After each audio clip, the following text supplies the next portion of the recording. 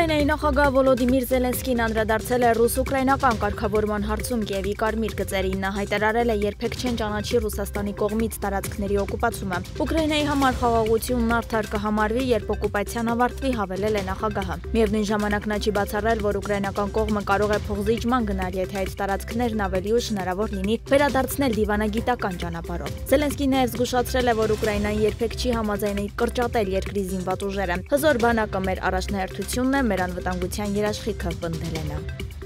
Ուկրաինան և Ռուսաստանը հայտարարել են միմյանց նոր հարվածներ հասցնելու մասին։ Ուկրաինական կողմում կա 4 զոհ, Ռուսաստանում 1 հարվածների հետևանքով կան նաև վիրավորներ։ Ռուսական ուժերը հարվածային անօդաչու թռչող սարքերով հերթական անգամ գրոհել են Խարկովը, ըստ քաղաքապետի, փլուզված շենքի փլատակներից փրկարարները դուրս են բերել 4-րդ զոհի մարմինը։ Եվս 35 մարդ վիրավորվել է։ Իր հերթին Ռուսաստանի պաշտպանության նախարարությունը հաղորդում է, որ հակաօդային պաշտպանության համակարգերը ապրիլի 3-ի գիշերը եւ ապրիլի 4-ի առավոտյան խոցել են ուկրաինական 107 ինքնաթիռային տիպի ԱԹՍ։ Բրյանսկի իշխանությունները հայտնել են, որ ուկրաինական ԱԹՍ-ների հարվածների հետևանքով բեկորային վնասվածքներից զոհվել է 1 բնակիչ, 1 մարդ վիրավորվել է։ Ավելի վաղ ռուս ավիացիան հայտնել էր, որ Մոսկվայի 3 օդանավակայաններում Վնուկովո, Դոմոդեդովո եւ Ժուկովսկի թռիչքների ժամանակավոր սահմանափակումներ են մտցվել։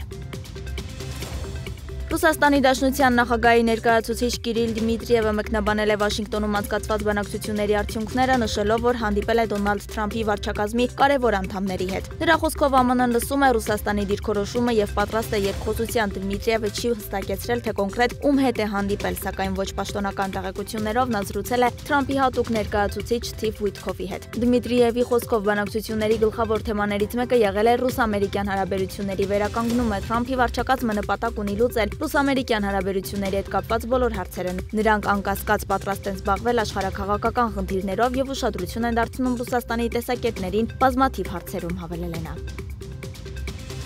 Նախագահ Դոնալդ Թրամփը ինքնաթիռում գտնվող լրագրողներին հպարտությամբ ցուցադրել է իր վարչակազմի $5 միլիոն արժողությամբ նոր ոսկե քարտի դիզայնը։ $5 միլիոն այն կարող է լինել ձերը, լրագրողներին ասել է Թրամփը, սա ոսկե քարտն է, հաղթաթուղթը, նշել է նա։ Դեռևս փետրվարին Թրամփը հայտարարել է, որ մտադիր է սկսել ոսկե քարտեր վաճառել, որոնք կներառեն գրին քարտ, գումարած արտոնություններ հարուստ օտարերկրացիների համար, արդյունավետորեն արդիականացնելով AB5 վիզային ծրագիրը։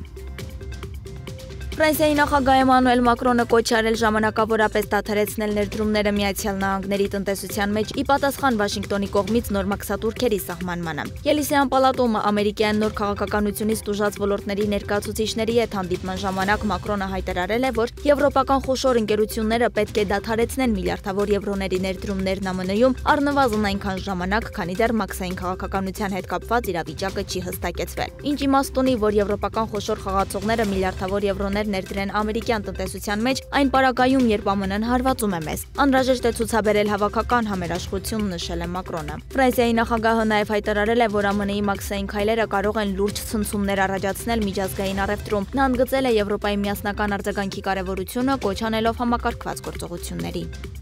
Իսրայելական բանակը հայտարարել է, որ զինվորականները թևակոխել են Համասի դեմ պայքարի նոր փուլ, գրում է Times of Israel-ը։ Նշվում է, որ ծրագիրը ծառայում է պատերազմի նպատակներին, վերադարձնելով պատանդներին եւ ոչնչացնելով Համասի ռազմական եւ կառավարման հնարավորությունները։